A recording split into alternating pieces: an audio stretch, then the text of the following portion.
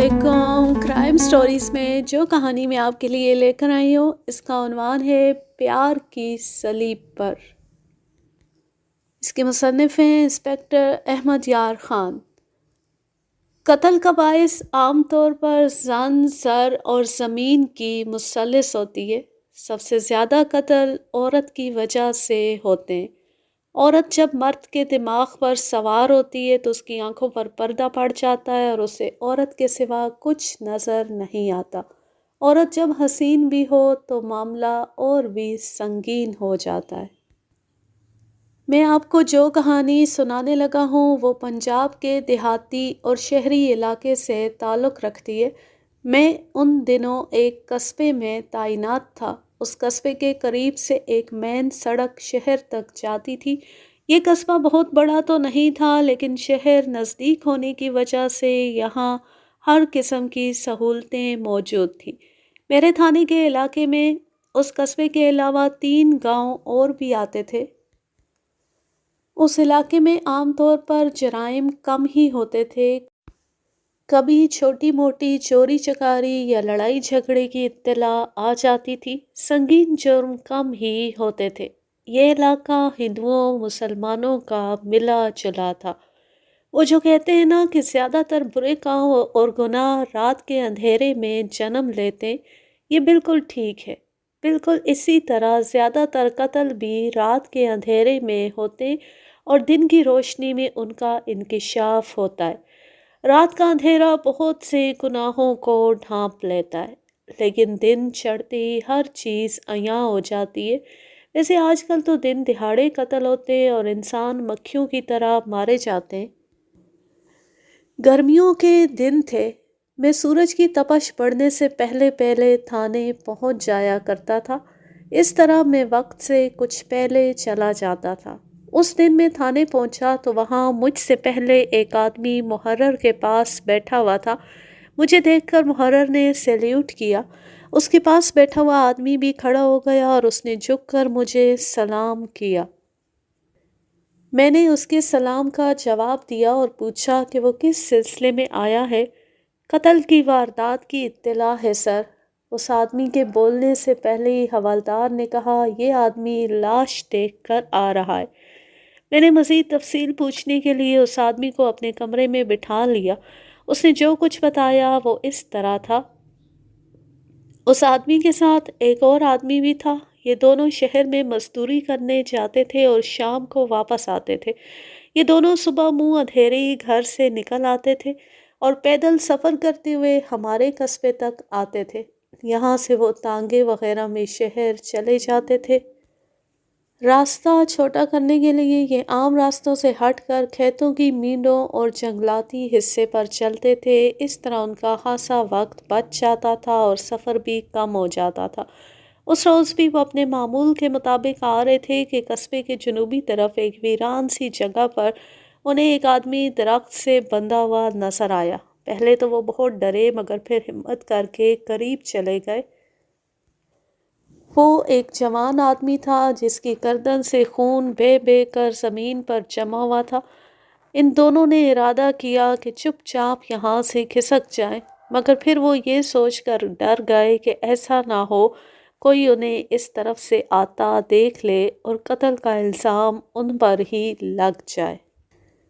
उन दोनों में से जो बड़ी उम्र का था उसने अपने साथी को थाने इत्तला देने के लिए भेज दिया और ख़ुद वहीं लाश के पास मौजूद रहा। मैंने उससे कुछ और बातें पूछी और मज़ीद वक्त ज़ाया किए बग़ैर अपना अमला साथ लेकर उस आदमी के साथ चल पड़ा।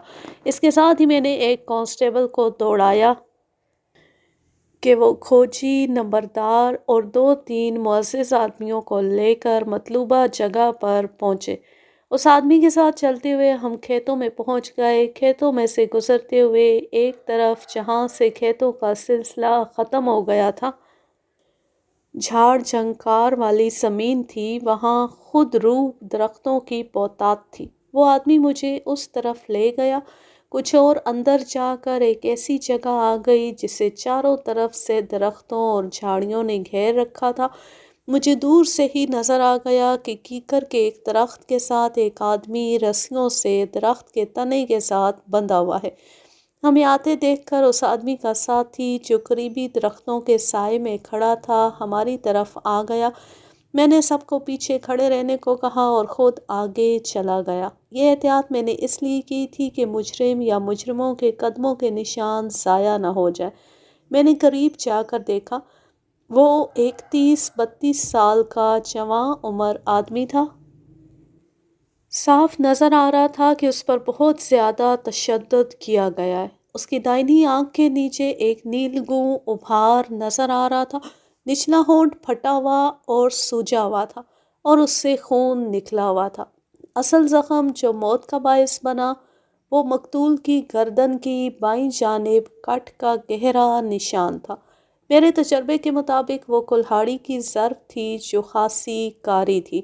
मकतूल की गर्दन से खून बहकर दरख्त के तने से होता हुआ ज़मीन पर जम गया था। उस खून पर और मकतूल की गर्दन के ज़ख्म पर सैकड़ों की तादाद में जंगली चींटे जमा हो गए थे। मैंने करीबी झाड़ी से एक छोटी सी शाख उतार कर उन चींटों को हटाया। फिर मैंने 2 कांस्टेबलों से कहा कि एहतियात से आकर लाश को खोलें और साए में डाल दें। मकतूल को पटसन की रस्सी से इस तरह बांधा गया था कि उसकी पुश्त दरख्त के तने के साथ लगाकर रस्सी के बल दिए गए थे।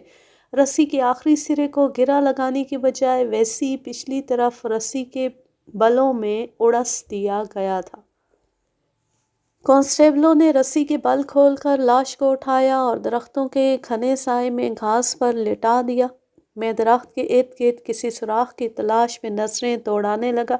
मेरी नज़रें झाड़ियों और घास में लगी हुई थी। आसार बता रहे थे कि यहाँ खासी धींगा मुश्ती हुई है। कदमों के निशान बड़े साफ नज़र आ रहे थे। इतने में वो कांस्टेबल जिसे मैंने खोजी और मुअज़्ज़िज़ीन को लाने के लिए भेजा था, गांव के नंबरदार 2 मुअज़्ज़िज़ आदमियों और खोजी को साथ लेकर आ गया। मैंने उनकी मौजूदगी में मौके पर जो ज़रूरी कार्रवाई करनी थी वो की और लाश को पोस्टमार्टम के लिए भिजवाने का बंदोबस्त किया। इसके बाद मैंने खोजी को बुलाकर कुछ हदायत दी। खोजी अपने काम में मसरूफ़ हो गया। नंबरदार और उसके साथ आने वाले दूसरे 2 आदमियों ने लाश का चेहरा देखा तो फ़ौरन पहचान गए और उन्होंने बताया कि इस आदमी का नाम अब्बास है और गांव में इसकी बड़ी अच्छी दुकान है। मैंने नंबरदार से कहा कि इसके घर वालों को इत्तला भिजवा दे। जवाब में नंबरदार ने मुझे बताया कि मकतूल अब्बास बाकायदा इस गांव का रहने वाला नहीं बल्कि गुज़श्ता 6-7 माह से गांव में आबाद हुआ था। उसने छोटा सा एक मकान ख़रीदा था और उसके बाहर वाले कमरे में दुकान बना रखी थी। उसके मुतालिक यही पता लगा था कि उसके आगे पीछे कोई नहीं और उसने अभी तक शादी भी नहीं की। अभी मैं नंबरदार से मकतूल अब्बास के बारे में मालूमात हासिल कर रहा था कि अचानक खोजी आता दिखाई दिया। उसने दूर से ही मुझे आंखों से इधर आने का इशारा किया। मैं नंबरदार को वहीं छोड़कर उसकी तरफ बढ़ गया। खोजी मुझे झाड़ियों के दरमियान से गुजार कर 15-20 गज दूर ले गया। जो चीज़ वो मुझे दिखाना चाहता था वो मुझे फ़ौरन नज़र आ गई। ये एक रंगीन दुपट्टा था जो एक कांटों वाली झाड़ी में बुरी तरह फंसा हुआ था। खोजी ने मुझे एक तरफ ले जाकर एक और चीज़ दिखाई। ये रंग बिरंगी चूड़ियों के टुकड़े थे जो इधर उधर बिखरे हुए थे। मैंने ज़मीन पर बैठकर ये टुकड़े इकट्ठे किए और अपने रुमाल में लपेटकर जेब में रख लिए। फिर मैंने झाड़ियों में फंसा हुआ दुपट्टा भी एहतियात से निकाल लिया। ये एक सिल्की दुपट्टा था। ऐसे दुपट्टे देहात में कम ही नज़र आते थे। ये खासा कीमती था। उसमें से किसी महंगे परफ्यूम की मशहूर कौन खुशबू आ रही थी। जाए वारदात पर दुपट्टे और टूटी हुई चूड़ियों की मौजूदगी इस बात को जाहिर कर रही थी कि इस वारदात का ताल्लुक औरत से है या किसी न किसी तरह इसमें कोई औरत मुलव्वस है। यकीनन ये औरत मकतूल से मिलने इस वीराने में आई होगी।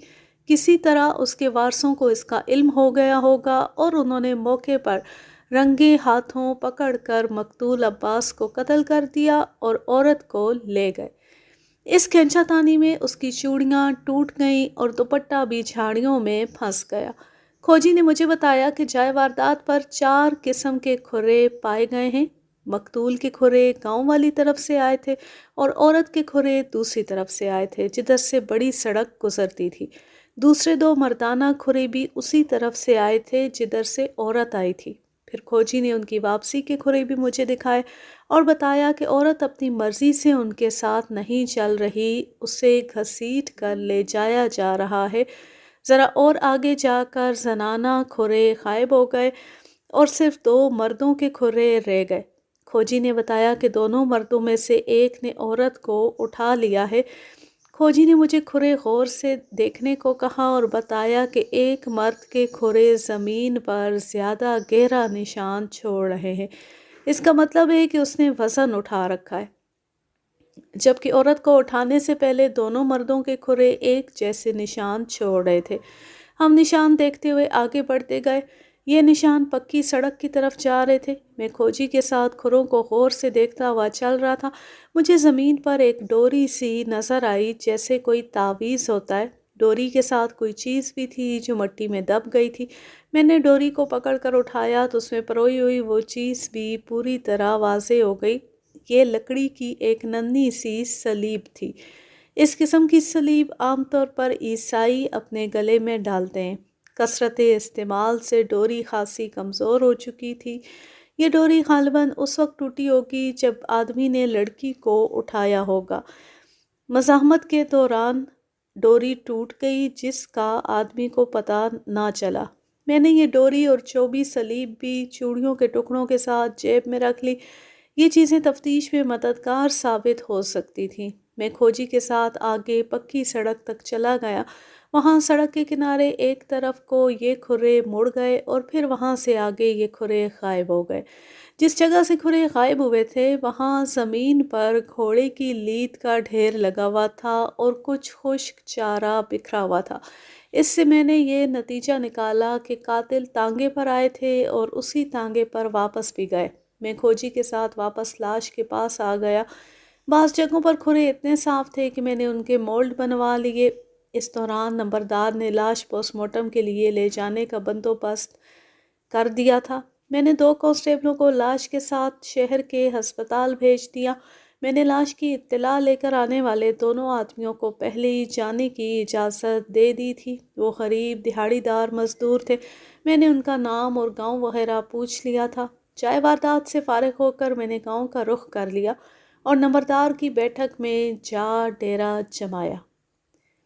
میں نے مقتول عباس کے متعلق معلومات حاصل کرنی تھیں۔ اس کے لیے نمبردار نے مقتول عباس کے قریب رہنے والے 1-2 ہمسایوں کو بھی بلا لیا تھا۔ میں نے ان سے مقتول کے متعلق کچھ سوالات پوچھے، مثلاً مقتول کیسا آدمی تھا، اس کی کس کے ساتھ دشمنی تھی، کسی عورت کے ساتھ اس کے تعلقات تو نہیں تھے، کبھی کسی کے ساتھ لڑائی جھگڑا ہوا ہو۔ لوگوں نے مجھے جو کچھ بتایا اس کے مطابق مقتول انتہائی شریف اور ملنسار آدمی تھا۔ اس کا اخلاق اتنا اچھا تھا کہ ہر کوئی اس کی عزت کرتا تھا۔ عورتوں کے معاملے میں بھی اس کی کوئی شکایت نہیں تھی۔ کبھی کسی کے ساتھ لڑائی جھگڑا تو درکنار، اسے کسی نے غصے میں بھی نہیں دیکھا تھا۔ ایک آدمی نے بتایا کہ ہفتے 10 دن بعد اس کے پاس ایک نوجوان آیا کرتا تھا۔ یہ دونوں بیٹھ کر بڑی رازداری سے باتیں کرتے تھے۔ اس آدمی نے یہ بھی بتایا کہ مقتول مہینے میں 2 دن شہر ضرور جاتا تھا۔ اس کا کہنا تھا کہ وہ دکان کے لیے سامان وغیرہ لینے جاتا ہے۔ میں نے مقتول کے پاس آنے والے نوجوان کے متعلق قریدنا چاہا تو پتہ چلا کہ کسی کو اس کے بارے میں کچھ معلوم نہیں کہ وہ کون ہے اور کہاں سے آتا ہے۔ اگر اس نوجوان کے متعلق پتہ چل جاتا تو مقتول عباس کے بارے میں بہت کچھ معلوم ہو سکتا تھا۔ گاؤں کے لوگ مقتول کے بارے میں بہت کم جانتے تھے۔ میں نے معلوم کیا کہ گاؤں میں مقتول کی کسی کے ساتھ دوستی ہوگی جس کے ساتھ وہ ہر طرح کی باتیں کرتا ہوگا۔ ویسے تو اس کی سب کے ساتھ الیکس لیک تھی، لیکن جس قسم کی دوستی آپ کے ذہن میں ہے ایسی گاڑی اور بے تکلفی والی دوستی اس کی کسی کے ساتھ نہیں تھی۔ میں نے سب لوگوں سے کہا کہ اب اگر وہ نوجوان گاؤں میں نظر آئے تو اسے کسی بہانے بٹھا کر تھانے اطلاع کر دیں یا اسے تھانے لے آئیں۔ نمبردار اور دوسرے لوگوں کو اچھی طرح سمجھا کر میں تھانے آ گیا۔ تھانے میں آ کر میں نے مقتول عباس کے قتل کے بارے میں غور کیا تو مجھے محسوس ہوا کہ یہ کیس میرے لیے اچھی خاصی سردردی کا باعث بنے گا۔ بہرحال چونکہ مقتول کا فی الحال کوئی والی وارث سامنے نہیں آیا تھا، اس لیے میں نے قانون کے مطابق از خود کارروائی کرتے ہوئے کیس درج کر لیا۔ میں نے اس کیس پر باریک بینی سے غور کرنا شروع کیا۔ بظاہر اس قتل کے ڈانڈے شہر سے جا کر ملتے تھے، لیکن یہ ضروری بھی نہیں تھا۔ جائے واردات سے ملنے والا خوشبو میں بسا ہوا مہنگا دوپٹہ، لڑکی اور مجرموں کے کھروں کا پکی سڑک کی طرف آنا اور واپس جانا، اور سڑک کے کنارے تانگے کا کھڑا ہونا میرے اس خیال کو تقویت دیتا تھا کہ جائے واردات پر موجود لڑکی اور قاتلوں کا تعلق شہر سے ہو سکتا ہے، لیکن یہ ضروری نہیں کہ میرا مفروضہ ٹھیک ہی ہو۔ لڑکی کا تعلق اسی گاؤں یا ارد گرد کے کسی گاؤں سے بھی ہو سکتا تھا۔ فرض کر لیا کہ لڑکی شہر سے آئی تھی، سوال یہ پیدا ہوتا تھا کہ اسے کیا ضرورت تھی کہ اتنی دور آ کر رات کے اندھیرے میں ایک ویران جگہ آ کر مقتول سے ملاقات کرتی۔ اس کے علاوہ میرے دماغ میں یہ بھی آیا کہ یہ عشق و محبت کا کھیل ہو سکتا ہے، ہوس یا بدکاری والا معاملہ نہیں۔ میں جتنا اس معاملے پر غور کرتا گیا اتنا ہی میرا دماغ الجھتا گیا۔ مقتول کے متعلق معلومات نہ ہونے کے برابر تھی۔ وہ کون تھا، کہاں سے آ کر اس قصبے میں رہنے لگا تھا، اس کے والدین یا کوئی بہن بھائی تھے یا نہیں، اگر تھے تو کہاں تھے؟ یہ ایسے سوال تھے جن کے بارے میں کوئی نہیں جانتا تھا۔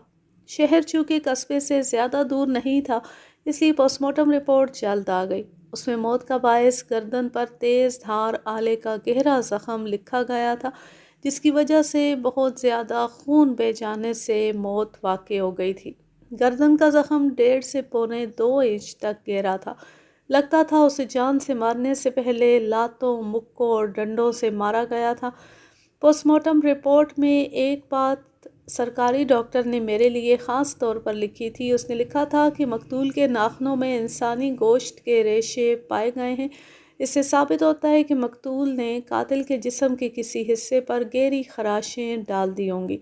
یہ میرے کام کی بات تھی۔ موت کا وقت رات 9 اور 10 بجے کے درمیان کا لکھا گیا تھا۔ پوسٹ مارٹم رپورٹ میں کوئی ایسی خاص بات نہیں تھی جو تفتیش کے لیے مددگار ثابت ہو سکتی۔ میرا مسئلہ یہ تھا کہ میرے پاس کوئی ایسا سراغ نہیں تھا یا کوئی ایسا راستہ نہیں تھا جہاں سے میں تفتیش کا آغاز کرتا۔ ایک لحاظ سے یہ ایک اندھا قتل تھا۔ میں اندھیرے میں ٹامک ٹوئیاں مارنے کی بجائے مخبروں کو استعمال کرنے کا فیصلہ کیا۔ مجھے امید تھی کہ میرے مخبر میرے لیے کوئی نہ کوئی کام کی بات معلوم کر لیں گے۔ میں نے مقتول عباس کی لاش کو لاوارث قرار دے کر امانتاً دفن کرا دیا تھا۔ اس کے بعد میں نے اپنے مخبروں کو بلا لیا۔ یہ 4 تھے اور ان میں سے ایک عورت بھی تھی۔ یہ عورت اپنے کام میں اتنی مہارت رکھتی تھی کہ 7 پردوں کے اندر چھپے ہوئے بھید بھی نکال لاتی تھی۔ ایک مخبر پکا جرائم پیشہ تھا، وہ چھوٹے موٹے جرائم کرتا تھا۔ یہ بھی بڑے کام کا آدمی تھا، ہر قسم کے جرم کرنے والوں کے متعلق علم رکھتا تھا۔ باقی 2 افراد عام لوگ تھے جو تھانے دار کی خوشنودی کے لیے یہ کام کرتے تھے۔ اس کے علاوہ نمبردار بھی میرا مخبر تھا۔ میں نے ان کو واردات کے متعلق بتایا اور پھر پوسٹ مارٹم رپورٹ میں ڈاکٹر کے لکھے ہوئے خاص نوٹ کے متعلق بتایا، اور انہیں کہا کہ انہیں کوئی ایسا شخص نظر آئے جس کے چہرے یا گردن پر تازہ خراشوں کے نشان ہوں تو وہ اس کا پتہ ٹھکانہ دیکھ کر تھانے میں اطلاع دیں۔ اچانک میرے ذہن میں جائے واردات سے ملنے والی لکڑی کی سلیب آ گئی۔ جائے واردات پر اس سلیب کی موجودگی کا مطلب یہ تھا کہ اس واردات میں شریک 2 آدمیوں میں سے ایک عیسائی تھا۔ میں نے مخبروں سے یہ بھی کہا کہ وہ یہ معلوم کرنے کی بھی کوشش کریں کہ قصبے میں کوئی ایسا عیسائی بھی ہے جو اپنے گلے میں لکڑی کی سلیب پہنتا ہو۔ ایسی ہی کچھ اور باتیں سمجھا کر میں نے سب کو رخصت کر دیا۔ مخبروں کو بھیج کر میں کچھ چھوٹے موٹے کیسوں کی فائلیں دیکھنے لگا۔ پھر عیسائی جو ایک ہندو تھا اس کو بلا کر سمجھایا کہ اس نے کیا کارروائی کرنی ہے۔ یہ ہندو عیسائی بڑا سست اور کام چور آدمی تھا۔ جہاں بھی تفتیش کے لیے جاتا بس مال کمانے پر نظر رکھتا تھا۔ جب سے میں نے اس تھانے کا چارج سنبھالا یہ عیسائی پریشان رہتا تھا۔ میں اسے چھوٹے موٹے کیسوں تک ہی محدود رکھتا تھا۔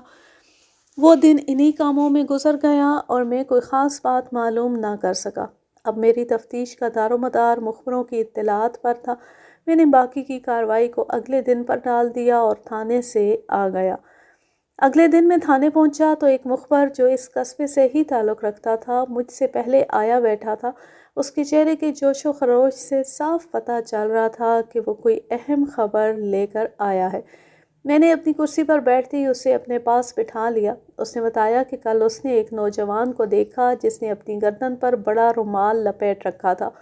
یہ مخبر بال کٹوانے حجام کے پاس گیا تھا جہاں اس نے رومال والے کو دیکھا تھا۔ رومال والے نے بال کٹوانے کے لیے رومال کھولا تو اس کی گردن کی دائیں جانب لمبی لمبی خراشیں صاف نظر آ رہی تھیں۔ یہ خراشیں زیادہ پرانی بھی معلوم نہیں ہوتی تھیں۔ ان کی سرخی بتا رہی تھی کہ 1-2 دن ہی پرانی ہے۔ میرا مخبر یہ دیکھ کر چونک گیا اور اس نے بڑے ہمدردانہ انداز میں اس سے پوچھا کہ اسے گردن پر کیا ہوا ہے۔ اس کے جواب میں وہ نوجوان پہلے تو گھبرا گیا مگر پھر پھیکی سی ہنسی کے ساتھ کہا کہ ایک دوست کے ساتھ مذاق مذاق میں ہاتھا پائی ہو گئی تھی۔ اس کے ناخن بڑے ہوئے تھے جس کی وجہ سے یہ خراشیں پڑ گئیں۔ تم اس نوجوان کو جانتے ہو؟ میں نے پوچھا۔ بہت اچھی طرح جناب، وہ ہمارے قصبے کا رہنے والا ہے۔ یہ 2 بھائی ہیں اور ان کا باپ فوت ہو چکا ہے۔ یہ لوگ لوہاروں کا کام کرتے ہیں، مخبر نے جواب دیا۔ میں نے اس کا نام اور پتہ نوٹ کر لیا۔ اس نوجوان کا نام حمید اور دوسرے بھائی کا نام رشید تھا۔ یہ مخبر بڑے کام کی اطلاع لے کر آیا تھا۔ میں نے اسے شاباش دی اور کچھ انعام بھی دیا۔ پھر میں نے اسے سمجھایا کہ وہ دونوں بھائیوں پر نظر رکھے کہ کہاں آتے جاتے ہیں اور کس سے ملتے ہیں۔ میں نے اسے بتایا کہ وہ خاص طور پر اس بات کا دھیان رکھے کہ کوئی عیسائی نوجوان ان کے پاس آتا جاتا ہو یا دونوں بھائیوں میں سے کوئی ایسے نوجوان سے ملنے جاتا ہو جس پر شبہ ہو کہ وہ عیسائی ہو سکتا ہے۔ یہ مخبر چلا گیا۔ وہ مجھے گھوپ اندھیرے میں روشنی کی کرن دکھا گیا تھا۔ اب مجھے دوسرے مخبروں کا انتظار تھا۔ ان سے رپورٹیں لینے کے بعد میں نے اگلا قدم اٹھانا تھا۔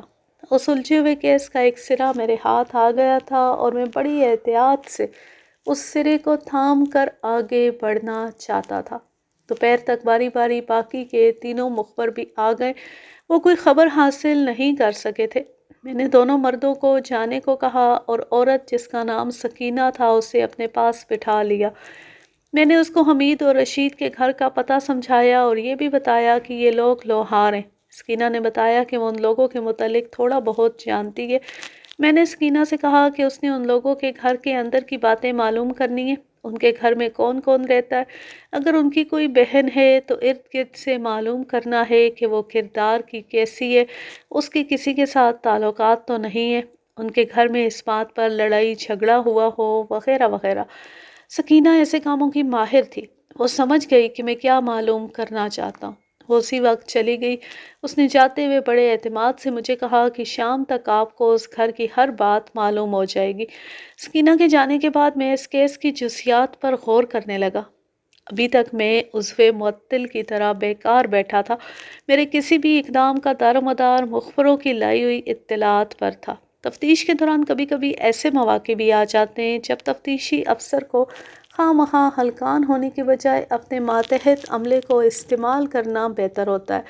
کسی ماہر شاطر کی طرح موروں کو آگے پیچھے کرنا ہوتا ہے، جس طرح شطرنج میں بعض اوقات ایک پیادہ مخالف کی مات کا سبب بن جاتا ہے۔ بالکل اسی طرح ایک معمولی مخبر اپنی کامیاب مخبری کے ذریعے وہ کام کر گزرتا ہے جو بڑے سے بڑا تفتیشی افسر بھی نہیں کر سکتا۔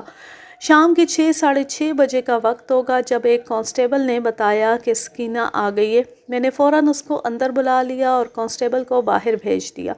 سکینہ نے جب اپنی رپورٹ دی تو میرا دماغ روشن ہو گیا۔ مجھے صاف نظر آنے لگا کہ میں قاتلوں تک پہنچ گیا ہوں۔ سکینہ نے مجھے بڑی ہی لمبی تفصیلات سنائی تھیں۔ میں مختصراً آپ کو صرف کام کی باتیں سنا دیتا ہوں۔ سب سے پہلے سکینہ نے اس گھر کے افراد کے بارے میں معلوم کیا تو اسے معلوم ہوا کہ 2 بھائی حمید اور رشید ہیں۔ ان کی ایک جوان بہن ہے جس کا نام تو نور بی بی تھا مگر وہ نورہ کہلاتی تھی۔ اس کے علاوہ ان کی بوڑھی ماں تھی، باپ فوت ہو چکا تھا۔ نورہ کے متعلق سکینہ نے بتایا کہ وہ اپنے گھر میں نہیں ہے، پتہ لگا کہ اپنی خالہ کے گھر گئی ہوئی ہے۔ سکینہ نے یہ استادی داؤ کھیلا کہ محلے کے 2-3 گھروں میں چلی گئی اور انہیں بتایا کہ ان کے ہمسایوں میں اپنے اکلوتے بیٹے کے رشتے کے لیے آئی ہے۔ اس نے نور بی بی کے متعلق پوچھا کہ یہ لوگ کیسے ہیں اور لڑکی کیسی ہے۔ لڑکی تو خوبصورت ہے لیکن چال چلن کچھ ایسا ویسا ہے۔ ایک ہمسائی نے کہا، بچو بی بی، اس لڑکی سے بچو۔ ایک بوڑھی عورت نے کہا، جوانی تو سب پر آتی ہے لیکن اس کی جوانی موزور گھوڑے کی طرح بے لگام ہے۔ یہ بھی سنا ہے کہ اس کا کسی کے ساتھ یارانہ ہے اور چھپ چھپ کر اس سے ملتی ہے، اکثر گھر میں بھائیوں سے مار کھاتی ہے، دنیا جہان کا فیشن کرتی ہے اور رنگ برنگی خوشبوئیں لگاتی ہے۔ اس کے طور طریقے شریف زادیوں والے نہیں۔ کیوں اپنے بیٹے کی زندگی کو روگ لگانا چاہتی ہو؟ یہ گھر بسانے والی عورت نہیں، برباد کرنے والی عورت ہے۔ مختصر یہ کہ نورہ کے متعلق سب نے یہ بتایا کہ مشکوک کردار کی لڑکی ہے اور اکثر اس کی وجہ سے گھر میں لڑائی جھگڑا بھی ہو جاتا ہے۔ بھائی اسے روکتے ٹوکتے تھے، پہلے پہل تو وہ بھائیوں کے سامنے دب جاتی تھی، مگر پھر جانے کہاں سے اس میں اتنی دلیری آ گئی کہ وہ بھائیوں کے منہ کو آنے لگی۔ اس بات پر وہ اکثر مار بھی کھاتی تھی لیکن اپنی حرکتوں سے باز نہیں آتی تھی۔ میں نے سکینہ کو بھی کچھ رقم نقد انعام کے طور پر دی اور زبانی بھی اس کی حوصلہ افزائی کی۔ اس کے بعد میں نے اسے مزید ہدایات دے کر سمجھایا کہ اس نے یہ باتیں اپنے تک محدود رکھنی ہیں اور پھر اسے جانے کی اجازت دے دی۔ سکینہ جو معلومات لے کر آئی تھی وہ میری توقع کے عین مطابق تھی۔ میرے ذہن میں اس واردات کا جو خاکہ تھا وہ اس طرح تھا کہ نورہ کے تعلقات کسی طرح مقتول عباس کے ساتھ استوار ہو گئے ہوں گے اور وہ اس سے ملتی ہوگی۔ ان تعلقات کا علم اس کے بھائیوں کو بھی ہو گیا۔ پہلے تو انہوں نے زبانی اور مار پیٹ کے ذریعے اپنی بہن کو سمجھایا ہوگا، جب وہ نہیں سمجھی تو موقع پر رنگے ہاتھوں پکڑ لیا اور غیرت کے جوش میں عباس کو وہیں قتل کر دیا اور بہن کو مار پیٹ کر گھر لے آئے۔ سکینہ نے بتایا تھا کہ نورہ گھر میں نہیں ہے اور اس کے متعلق یہ پتہ لگا تھا کہ وہ اپنی خالہ کے گھر رہنے کے لیے گئی ہوئی ہے۔ میں سمجھ گیا کہ اسے اس وجہ سے خالہ کے گھر بھیج دیا گیا ہے کہ اس پر عشق کا بھوت سوار ہے اور وہ کسی بھی وقت عباس کے قتل کا بھید کھول سکتی تھی۔ میں نے سوچ لیا کہ میرے مطلوبہ ملزم حمید اور رشید ہی ہیں۔ واقعات اور حالات ان دونوں بھائیوں کو قاتل ثابت کر رہے تھے۔ میں نے اپنے ہندو ایسائی شنکر کو بلایا اور اسے حمید اور رشید کے متعلق بتا کر کہا کہ وہ ان دونوں بھائیوں کو تھانے لے آئے۔ میں نے اس سے یہ بھی کہا کہ وہ جتنی بھی بہانے بازی کریں دونوں کو لے کر آنا ہے۔ شنکر 2 کانسٹیبلوں کو ساتھ لے کر چلا گیا۔ تھانے سے قصبے کا فاصلہ زیادہ نہیں تھا۔ ایسا ہی شنکر تقریباً 1-1.5 گھنٹے بعد واپس آ گیا۔ اس نے بتایا کہ دونوں بھائیوں میں سے صرف چھوٹا بھائی حمید مل سکا ہے جبکہ بڑا بھائی رشید صبح سویرے کپور تھلہ چلا گیا ہے، وہاں ان کی خالہ کا گھر ہے۔ میں نے شنکر سے کہا کہ وہ حمید کو لے آئے۔ شنکر نے ایک کانسٹیبل کو اشارہ کیا۔ کانسٹیبل ایک 18-19 سالہ نوجوان کو اندر لے آیا۔ اس کا نام حمید تھا۔ میں نے دیکھا وہ اچھا صحت مند جوان تھا۔ اس کے چہرے پر گھبراہٹ نظر آ رہی تھی جو قدرتی بات تھی۔ تھانے میں آ کر بڑے بڑے جیدار مجرموں پر گھبراہٹ طاری ہو جاتی تھی۔ میں نے اسے سامنے والی کرسی پر بیٹھنے کو کہا تو وہ جھجکتے ہوئے بیٹھ گیا۔ میں نے غور سے اس کی طرف دیکھا۔ اس نے اس وقت بھی ایک بڑا رومال گردن پر لپیٹ رکھا تھا۔ رشید کہاں ہے؟ وہ خالہ کے گھر کپور تھلہ گیا ہے۔ وہاں کیوں گیا ہے؟ کیا وہاں کوئی کام تھا یا اچانک جانا پڑا ہے؟ ہماری بہن خالہ کے گھر رہنے کے لیے گئی ہوئی تھی۔ پتہ چلا کہ وہ وہاں شدید بیمار ہو گئی ہے۔ وہاں سے اطلاع آئی تھی کہ اس کی حالت اچھی نہیں ہے۔ رشید بھائی اس کی خیر خیریت معلوم کرنے گیا ہے۔ کیا بیماری ہے تمہاری بہن کو؟ بیماری؟ وہ ایک دم بوکھلا سا گیا، پھر بولا اسے بڑا بخار ہو گیا ہے جی۔ یہ کہہ کر اس نے ایک طویل سانس لیا جیسے کوئی بڑی مشکل آسان ہو گئی ہو۔ یہ اتنی گرمی میں تم نے رومال کیوں لپیٹ رکھا ہے؟ وہ جی گردن پر زخم آ گیا تھا، بڑا بھدا لگتا ہے اس لیے ڈھانپ کر رکھتا ہوں۔ میں نے کہا کہ وہ رومال اتار دے۔ پہلے تو وہ ہچکچایا مگر پھر اس نے رومال اتار کر اپنی گود میں رکھ لیا۔ میں نے دیکھا اس کی گردن پر لمبی لمبی خراشیں صاف نظر آ رہی تھی۔ دیکھنے سے ہی اندازہ ہوتا تھا کہ یہ خراشیں انسانی ناخنوں سے لگی ہیں۔ یہ تو کسی کے ناخنوں کے نشان لگتے ہیں۔ کیا کسی کے ساتھ لڑائی ہوئی تھی؟ ہاں جی، نہیں جی۔ ایک دوست کے ساتھ ہنسی مذاق میں ہاتھا پائی کرتے ہوئے اس کے ناخن لگ گئے تھے، خاصے گہرے نشان ہیں۔ لگتا ہے بہت ہی بے تکلف دوست تھے۔ آپ ان باتوں کو چھوڑیں جی، حکم کریں، مجھے کیوں طلب فرمایا ہے آپ نے؟ تم ایسا کرو، اپنے اس دوست کا نام بتاؤ جس کے ناخن تمہیں لگے ہیں اور چھٹی کرو۔ میری نظریں اس کے چہرے پر جمی ہوئی تھیں۔ میں نے صاف دیکھا کہ ایک رنگ سا آ کر گزر گیا اس کے چہرے پر۔ اسے چپ سی لگ گئی۔ صاف نظر آ رہا تھا کہ اس سے کوئی جواب بن نہیں پا رہا۔ ایک بات کان کھول کر سن لو، تم جس دوست کا نام لوگے میں اسے یہاں بلاؤں گا۔ آپ آپ آخر میرے دوست کے پیچھے کیوں پڑ گئے ہیں؟ اس نے بڑی مشکل سے کہا۔ اس سے میں خود نمٹ لوں گا۔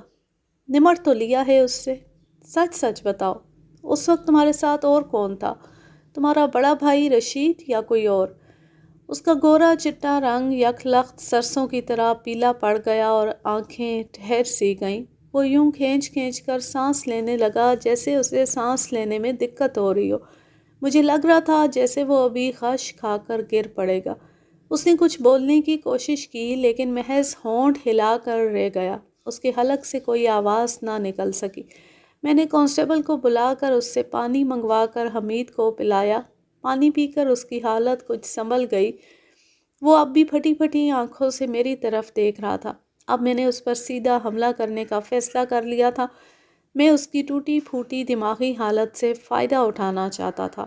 وہ کلہاڑی کہاں ہے جس سے تم نے عباس کو قتل کیا تھا؟ کلہاڑی؟ عباس کا قتل؟ وہ دھیرے سے بڑبڑایا اور پھر ایک دم اس کی حالت سنبھل گئی۔ یوں لگتا تھا اس میں یک لخت طاقت آ گئی ہے۔ بڑی جاندار آواز میں بولا، کیسی کلہاڑی اور کیسا قتل؟ اب میرے حیران ہونے کی باری تھی۔ پہلے تو اس کی حالت اتنی بری ہو گئی تھی کہ لگتا تھا وہ ابھی بے ہوش ہو جائے گا۔ کہاں اب وہ میری آنکھوں میں آنکھیں ڈال کر بڑے اعتماد سے بات کر رہا تھا۔ اس کے اندر پیدا ہونے والی اس تبدیلی سے میں الجھ سا گیا۔ مجھے احساس ہونے لگا کہ کہیں کوئی گڑبڑ ہے جس کا مجھے علم نہیں ہے۔ عباس کو تم دونوں بھائیوں نے قتل نہیں کیا؟ بالکل نہیں۔ ہمیں کیا ضرورت تھی اسے قتل کرنے کی؟ ہماری اس کے ساتھ کوئی دشمنی نہیں۔ سنا ہے تمہاری بہن کے ساتھ اس کے تعلقات تھے اور وہ راتوں کو چھپ چھپ کر ملتے تھے۔ آپ نے غلط سنا ہے، ایسی کوئی بات نہیں۔ جائے واردات پر تم دونوں بھائیوں کے کھروں کے نشان پائے گئے ہیں۔ واقعاتی شہادت تمہارے خلاف ہے۔ اگر تم اقرار نہ بھی کرو تو میں عدالت میں تمہیں مجرم ثابت کر دوں گا۔ اس لیے بہتر ہے کہ اپنے منہ سے ایک والد جرم کر لو۔ میں یہ رعایت کروں گا کہ مقدمہ ذرا ڈھیلا بناؤں گا، جس کی وجہ سے تم یا تو بری ہو جاؤ گے یا بہت تھوڑی سزا ملے گی۔ آپ اپنی تفتیش مکمل کریں، اس نے بڑے اعتماد سے کہا۔ انشاءاللہ ہم دونوں بھائی بے گناہ ثابت ہوں گے۔ بے شک آپ میرے کھروں کے نشان بھی واردات والے کھروں سے ملا کر دیکھ لیں۔ اس کے بے پناہ اعتماد نے میرا یقین ڈاواں ڈول کر دیا۔ میں جو کچھ دیر پہلے اس سے اقبال جرم کروانے کے لیے تیار بیٹھا تھا، پریشان ہو گیا۔ میں نے اسے گھیرنے کے لیے بہت سوال پوچھے، گھما پھرا کر ایک ہی بات کئی طرح سے پوچھی، مگر مجھے کچھ حاصل نہ ہوا۔ میری چھٹی حس بار بار کسی گڑبڑ کا احساس دلا رہی تھی، مگر میں سمجھ نہیں پا رہا تھا کہ معاملہ کہاں سے الجھ گیا ہے۔ میں نے بہت سوچا، سوچ سوچ کر میری کنپٹیاں درد کرنے لگیں۔ تنگ آ کر میں نے اس معاملے کو اگلے دن پر ڈال دیا۔ ویسے بھی شام ہو رہی تھی۔ میں نے حمید کو حوالات بھیج دیا اور خود آرام کرنے کے لیے تھانے سے اٹھ گیا۔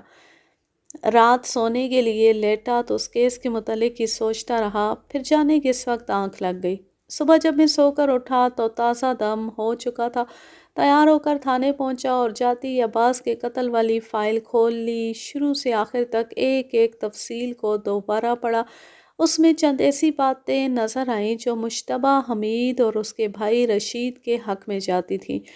مثلاً جائے واردات پر آنے اور جانے والے کھرے پکی سڑک کی طرف سے آئے اور گئے تھے، جبکہ جائے واردات تک پہنچنے کے لیے گاؤں سے بہت کم فاصلہ تھا۔ انہیں کیا ضرورت پڑی تھی کہ اتنا لمبا چکر کاٹ کر پکی سڑک کی طرف سے جائے واردات تک پہنچتے؟ میں نے اس پر غور کیا تو ذہن نے کہا کہ پولیس کو بھٹکانے کے لیے ایسا کیا جا سکتا ہے۔ دوسری چیز جو غور طلب تھی وہ جائے واردات سے ملنے والی سلیب تھی۔ دونوں بھائی مسلمان تھے جبکہ سلیب عیسائی گلے میں پہنتے۔ اس سلسلے میں نے یہ مفروضہ قائم کیا کہ ہو سکتا ہے اس وقت بڑا بھائی رشید شامل نہ ہو اور حمید نے اپنے کسی عیسائی دوست کو ساتھ ملا کر یہ قتل کیا ہو۔ میں نے مخبروں سے کہا کہ وہ یہ معلوم کریں کہ حمید کی دوستی کسی عیسائی کے ساتھ ہے، اگر ہے تو اس عیسائی کے متعلق مکمل معلومات حاصل کریں۔ اس کے علاوہ میں نے ان کو یہ بھی کہا کہ وہ معلوم کریں کہ حمید کی بہن کے مقتول عباس کے ساتھ تعلقات تھے یا نہیں۔ اس کے لیے میں نے سکینہ کو سمجھایا کہ وہ اس کی کسی رازدار سہیلی سے یہ معلومات حاصل کرے۔ اس کے ساتھ ہی میں نے کھوجی کو بلوا کر کہا کہ وہ حمید کے جوتوں کے نشان لے کر انہیں جائے واردات پر ملنے والے کھروں سے ملا کر دیکھے کہ یہ ایک ہی طرح کے ہیں یا مختلف۔ کھوجی اسی وقت اپنے کام میں مصروف ہو گیا۔ اس نے حمید کو کچی زمین پر چلا کر اس کے قدموں کے نشان حاصل کر لیے۔ اس نے کھرے دیکھتی ہی اپنے سر کو دائیں بائیں اس طرح ہلایا جیسے انکار میں ہلایا جاتا ہے۔ پھر وہ میرے پاس آ گیا۔ اس نے بتایا کہ یہ کھرے جائے واردات پر پائے جانے والے کھروں سے بہت زیادہ مختلف ہیں۔ میں نے کھوجی سے کہا کہ کیا ایسا ممکن ہے کہ ملزم نے واردات کے وقت دوسرے جوتے پہن رکھے ہوں، مگر کھوجی نے اس امکان کو رد کر دیا اور بتایا کہ حمید کے پاؤں کا سائز جائے واردات پر پائے جانے والے کھروں کے سائز سے لمبائی میں خاصا چھوٹا ہے اور چوڑائی میں بھی کم ہے، اس لیے جوتے بدلنے سے بھی کوئی فرق نہیں پڑ سکتا۔ یہ سن کر میں بڑا مایوس ہوا۔ میں نے مفروضوں کے بلبوتے پر جو عمارت کھڑی کی تھی وہ لرزنے لگی تھی اور کسی بھی وقت دھڑام سے گر سکتی تھی۔ مجھے اب مخبروں کی اطلاعات کا انتظار تھا۔ میں نے اب جو بھی قدم اٹھانا تھا ان اطلاعات کی روشنی میں اٹھانا تھا۔ دوپہر کے وقت تک مخبر ایک ایک کر کے آنے لگے۔ ان سے جو معلومات حاصل ہوئیں وہ میرے لیے حوصلے کا باعث نہیں تھی۔ ان اطلاعات کے مطابق حمید یا رشید دونوں بھائیوں میں سے کسی کا بھی کوئی عیسائی دوست نہ تھا اور نہ ہی قصبے میں کوئی ایسا عیسائی نوجوان دیکھا گیا جو اپنے گلے میں لکڑی کی صلیب ڈالے رکھتا ہو۔ اس کے علاوہ یہ بھی پتہ لگا کہ ان دونوں بھائیوں کا مقتول عباس سے کبھی بھی کسی طرح کا کوئی تنازع یا جھگڑا نہیں ہوا۔ بظاہر ان حالات میں حمید مجھے بے گناہ نظر آنے لگا، لیکن میرا اصول تھا کہ تفتیش میں کسی بھی بات کو حرف آخر نہیں سمجھتا تھا۔ ابھی مجھے سکینہ کا انتظار تھا۔ مجھے امید تھی کہ وہ کوئی کام کی بات معلوم کر لے گی۔ پھر خاصے انتظار کے بعد آخر سکینہ آ ہی گئی۔ اس نے جب اپنی رپورٹ پیش کی تو مجھے لگا کہ میں اب تک غلط رخ پر تفتیش کرتا رہا ہوں۔ سکینہ نے اپنے استادی طریقوں سے کام لیتے ہوئے نورہ کی رازدار سہیلی کو شیشے میں اتارا۔ اس سہیلی نے بتایا کہ نورہ قصبے کے ہی ایک نوجوان سے عشق کرتی ہے۔ اس نوجوان کا نام حشمت ہے اور شہر میں سرکاری ملازم ہے۔ حشمت اسے شہر سے بڑے مہنگے مہنگے تحفے لا کر دیتا ہے جن میں کپڑے، پرفیوم اور بناؤ سنگھار کا سامان ہوتا ہے۔ یہ دونوں راتوں کو چوری چھپے ملاقاتیں بھی کرتے ہیں۔ نورہ کے بھائیوں کو اس کا علم ہو گیا تھا اور انہوں نے کئی بار اپنی بہن کو مارا پیٹا بھی تھا اور کہا تھا کہ اگر وہ باز نہ آئی تو وہ اسے اور حشمت دونوں کو قتل کر دیں گے۔ سہیلی نے یہ بھی بتایا کہ وہ محبت میں اتنا آگے نکل گئے تھے کہ اب واپسی ناممکن تھی۔ نورہ اپنی سہیلی سے اکثر کہا کرتی تھی کہ اس کے بھائی بے شک اسے قتل کر دیں لیکن وہ حشمت کو نہیں چھوڑ سکتی۔ حشمت بھی اسے دیوانہ وار چاہتا تھا مگر وہ اس کے بھائیوں سے ڈرتا تھا، خاص طور پر نوجوان اور جوشیلے حمید سے وہ بہت گھبراتا تھا۔ ان حالات میں قتل تو حشمت اور نورہ کو ہونا چاہیے تھا مگر قتل عباس ہو گیا تھا جس کا ان سارے حالات سے کوئی تعلق بظاہر نظر نہیں آ رہا تھا۔ مجھے محسوس ہونے لگا کہ یہ کوئی اور ہی چکر ہے۔ میں نے ضروری سمجھا کہ حشمت کو تھانے بلا کر پوچھ گچھ کروں۔ میں جتنا زیادہ اس کیس کے بارے میں غور کرتا اتنا ہی الجھ جاتا۔ سوچ سوچ کر میرے دماغ کی چولیں ہل گئیں مگر میں کسی نتیجے پر نہ پہنچ سکا۔ مجھے صاف نظر آنے لگا کہ اب تک کی تفتیش اور بھاگ دوڑ سب اکارت گئی ہے اور میں وہیں کھڑا ہوں جہاں سے چلا تھا۔ مجھے کوئی راستہ سجھائی نہیں دے رہا تھا۔ میرے پاس ٹوٹی ہوئی چوڑیوں، ایک ریشمی دوپٹے اور لکڑی کی صلیب کے سوا کچھ نہ تھا۔ اب میں نے انہی کے ذریعے اپنی تفتیش کو آگے بڑھانا تھا۔ ایک اور سراغ جو میرے پاس محفوظ تھا وہ تھا جائے واردات پر پائے جانے والے کھروں کے مولڈ۔ حالات و واقعات نے کچھ اس طرح پلٹا کھایا تھا کہ میں چکرا کر رہ گیا تھا۔ میں نے اسی وقت ایک کانسٹیبل کو بلا کر اسے حشمت کے متعلق بتا کر کہا کہ وہ اس کے گھر جائے اور اس کو میرے پاس لے آئے۔ کانسٹیبل چلا گیا اور تقریباً 1 گھنٹے بعد آ کر اس نے بتایا کہ حشمت گھر میں نہیں ہے۔ اس کے گھر والوں نے بتایا کہ وہ کسی دوسرے شہر گیا ہوا ہے۔ اس نے گھر والوں کو بتایا تھا کہ دفتر والے اسے سرکاری کام سے کسی دوسرے شہر بھجوا رہے ہیں اور اس کو 1 ہفتہ لگ جائے گا۔ یہ سن کر مجھ پر جھنجھلاہٹ طاری ہو گئی۔ میں جس طرف بھی قدم بڑھاتا تھا راستہ بند ملتا تھا۔ وہ دن بھی ایسے ہی گزر گیا اور مجھے کام کی کوئی بات معلوم نہ ہو سکی۔ رات کو آسمان پر کالے سیاہ بادل چھا گئے اور پھر موسلا دھار بارش ہونے لگی۔ یہ بارش تقریباً رات بھر وقفوں سے ہوتی رہی۔ صبح ہوئی تو پتہ چلا کہ رات کی بارش نے خاصی تباہی مچائی تھی اور کئی کمزور مکان اس کی زد میں آ کر گر گئے تھے۔ نشیبی علاقے جوڑوں کی صورت اختیار کر گئے تھے۔ میں بارش کے پانی سے بچتا بچاتا تھانے پہنچ گیا۔ ابھی مجھے بیٹھے تھوڑی دیر ہوئی تھی کہ 2 دیہاتی آدمی تھانے میں آئے اور محرر سے بات کرنے لگے۔ محرر نے ان کی بات سنی اور پھر فوراً ہی میرے پاس آ کر بتایا کہ یہ آدمی اطلاع لے کر آئے ہیں کہ کھیتوں سے ذرا ہٹ کر ایک گڑھے میں کسی عورت کی لاش نظر آ رہی ہے۔ لاش کا ایک کندھا اور بازو نظر آ رہا ہے اور باقی جسم زمین کے اندر ہے۔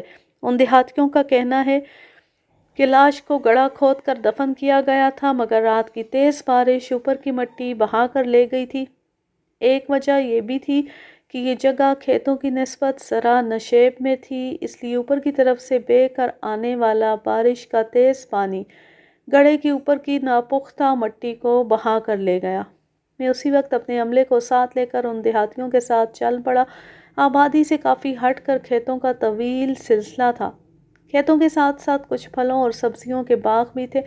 ایسے ہی ایک باغ سے ذرا ہٹ کر ایک نشیبی جگہ تھی۔ دیہاتی رہنمائی کرتے ہوئے مجھے اس نشیب میں لے گئے۔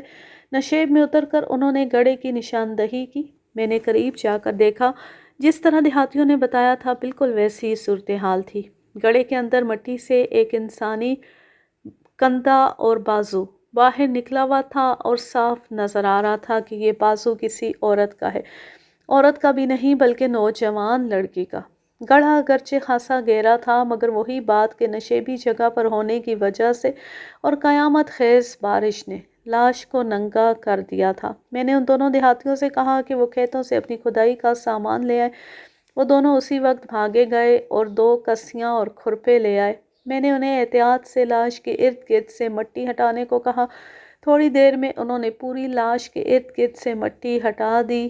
یہ ایک نوجوان لڑکی کی لاش تھی جو ٹیڑھی میڑھی پڑی تھی۔ لڑکی کی شکل و صورت اچھی رہی ہوگی مگر اس وقت خاصی ڈراؤنی لگ رہی تھی۔ میں نے قریب ہو کر غور سے دیکھا، اس کو گلا دبا کر مارا گیا تھا۔ اس وجہ سے اس کی بڑی بڑی حسین آنکھیں پھیل گئی تھیں اور ان میں دہشت اور اذیت نقش ہو کر رہ گئی تھی۔ گلا گھٹنے کی وجہ سے منہ تھوڑا سا کھلا ہوا تھا اور زبان باہر آ گئی تھی۔ اس کے گلے پر دبانے کے واضح نشان نظر آ رہے تھے۔ وہاں جلد کے نیچے خون جم گیا تھا۔ باقی جسم پر کوئی تشدد کا نشان نہ تھا، نہ ہی کوئی ایسے آثار نظر آ رہے تھے جن سے یہ معلوم ہو کہ کسی نے اس کے ساتھ جبر یا زیادتی کرنے کی کوشش کی ہے۔ اس کے کپڑے بالکل درست حالت میں تھے۔ میں نے ان دیہاتیوں سے کہا کہ وہ گاؤں کے نمبردار اور 1-2 معزز آدمیوں کو بلا لائیں اور لاش لے جانے کے لیے ایک چارپائی بھی لے آئیں۔ ان آدمیوں کے جانے کے بعد میں نے لاش کے ارد گرد کی مٹی کو غور سے دیکھا۔ اکثر جائے واردات پر ملنے والی چھوٹی موٹی اشیاء تفتیش میں بڑی کارآمد ثابت ہوتی ہیں مگر مجھے وہاں کوئی ایسی چیز نظر نہ آئی۔ لاش کی دونوں مٹھیاں سختی سے بند تھیں۔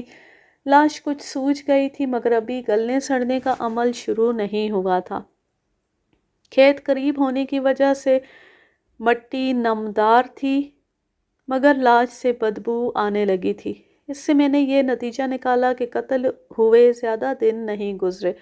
یہ 2 یا 3 دن پہلے کی واردات لگتی تھی۔ میں نے اس نشیب میں ادھر ادھر دور تک چل پھر کر زمین کا معائنہ کیا مگر یہ معائنہ فضول ہی تھا۔ اگر زمین پر کوئی سوراخ موجود بھی تھا تو رات کی طوفانی بارش میں بہہ گیا ہوگا۔ تھوڑی دیر بعد وہ دیہاتی ایک چارپائی اٹھائے آتے نظر آئے۔ ان کے پیچھے پیچھے نمبردار اور 2 دوسرے آدمی آ رہے تھے۔ نمبردار کے آنے پر میں نے کاغذی کارروائی کی اور لاش کو چارپائی پر رکھوا دیا۔ اب اس لاش کی شناخت کا مرحلہ تھا جو بہت ضروری تھا۔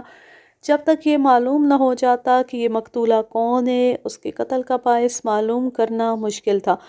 میں نے نمبردار اور اس کے ساتھ آنے والے 2 آدمیوں کے آگے یہ مسئلہ رکھ دیا۔ لاش دریافت کرنے والے دونوں دیہاتیوں سے بھی کہا کہ وہ قریب آ کر غور سے لاش کا چہرہ دیکھیں اور اسے پہچاننے کی کوشش کریں۔ سب نے میرے کہنے پر بڑے غور سے لاش کا چہرہ دیکھا۔ اگرچہ مٹی میں دفن رہنے کی وجہ سے چہرہ کچھ سوج گیا تھا، لیکن اس سے چہرے کے خد و خال اس حد تک نہیں بگڑے تھے کہ پہچانے نہ جاتے۔ باری باری سب نے انکار میں سر ہلا دیا۔ نمبردار نے دونوں آدمیوں سے کہا کہ چارپائی اٹھا کر گاؤں میں لے چلیں۔ ہم سب لاش کے ساتھ گاؤں میں پہنچ گئے۔ وہاں جا کر نمبردار نے لاش اپنے گھر کے باہر رکھوا دی اور اعلان کروا دیا کہ لوگ آ کر لاش کی شناخت کریں۔ ذرا سی دیر میں لوگوں کا ہجوم ہو گیا۔ اس ہجوم میں سے بعض عورتوں اور مردوں نے لاش کو پہچان لیا۔ ایک عورت نے میرے پاس آ کر کہا، تھانے دار جی، یہ تو لوہاروں کی لڑکی ہے، اس کا نام نورہ ہے۔ نورہ کا نام سن کر میں ایک دم چونک گیا۔ مجھے یاد آ گیا کہ جس نوجوان حمید کو میں نے مقتول عباس کے قتل کے الزام میں مشتبہ بٹھایا ہوا ہے، اس کی بہن کا نام مجھے نورہ بتایا گیا تھا۔ اس کے بھائی حمید نے بتایا تھا کہ وہ اپنی خالہ کے پاس کپور تھلہ گئی ہوئی ہے اور وہاں سخت بیمار ہے۔ اس کا بڑا بھائی رشید وہاں اس کی خبر لینے گیا ہوا تھا۔ اگر نورہ کپور تھلہ گئی ہوئی تھی تو یہ لاش کس کی تھی؟ میں نے کہا کہ کوئی فوری طور پر جا کر نورہ کی ماں کو بلا کر لے آئے۔ ابھی میں کسی کو بھیجنے ہی والا تھا کہ اچانک ایک ادھیڑ عمر کی عورت پریشانی کے عالم میں وہاں آ گئی۔ ایک عورت نے بتایا کہ یہ نورہ کی ماں ہے۔ وہ آتی ہی چارپائی پر پڑی لاش پر جھک گئی اور اس کو دیکھنے لگی، پھر ایک ہاتھ لاش کے منہ پر پھیرنے لگی۔ میں غور سے اس کے چہرے کے تاثرات دیکھ رہا تھا۔